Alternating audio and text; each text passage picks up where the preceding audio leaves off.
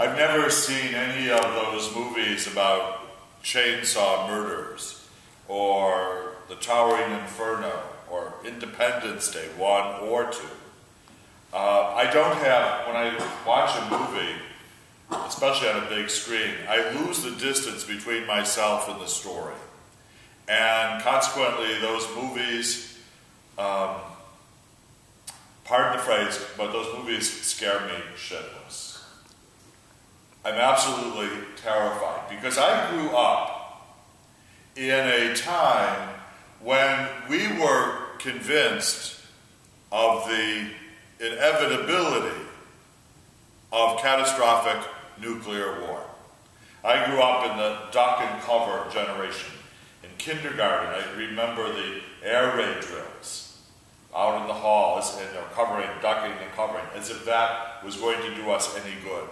The paranoia that Russia had the bomb, and that it was just a matter of time. You know, I was in 7th or 8th grade at the time of the Cuban Missile Crisis. I mean, all that was conditioning us to believe in this apocalyptic world, that these scriptures like we have today seemed to be very real, very imminent possibilities. One of the things I've learned, though, as I've grown older and hopefully wiser, is that we all have our fears. That in life, it may be these fears, again, the people of my generation have of huge warfare, or it may be, you know, the fears at movies like Independence Day, or The Day the Earth Stood Still, a movie that I did see when I was about 10 years old and I'm still traumatized by. That, you know, it may be alien invasions, it may be those great cosmic apocalyptic things. But it could also be the small things, what other people would consider the small things. It could be the fear of failure. It could be the fear that, you know, it could be the fear of not making it through a chapter. What would happen to my life if the Carmelite said go home? It could be the fear of you know, rejection in many different ways. It could be the fear, it could be fear of things inside us that we don't understand. Teresa warns us about that in the, not warns us, but advises us about that in the interior castle, that to come to the center of the soul where God is, we have to confront all the demons within us, things that cause us fear and anxiety.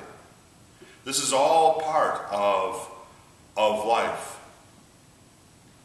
We need to confront our fears, because whether the fears are great or whether they're small, whether they're external or whether they come from within, we need to realize that this universe that we live in, this world in which we live, it's not about us. It's about God's kingdom. And God's kingdom will prevail. And that doesn't mean we won't have to suffer. The image of Christ crucified is a reminder to us that we will not escape through life without trauma, without suffering, without pain, without horror. That we have no guarantees of that. But what we do have a guarantee of is that God's kingdom is the final destiny. As Julian and Norwich said, all will be well. In the end, all will be well. It may be a rough road to get there. There probably will be, for each of us, suffering, pain, fear, anxiety, all those things will play their part. It's not an easy journey. But we know that in the end, God's kingdom will prevail. And this is what we remember this last week of the church's year as we prepare to begin the new season of the Advent.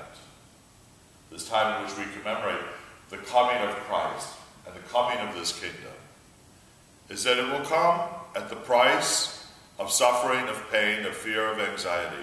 But it's a price that we can pay, because ultimately the love of God will prevail over whatever else life has to offer.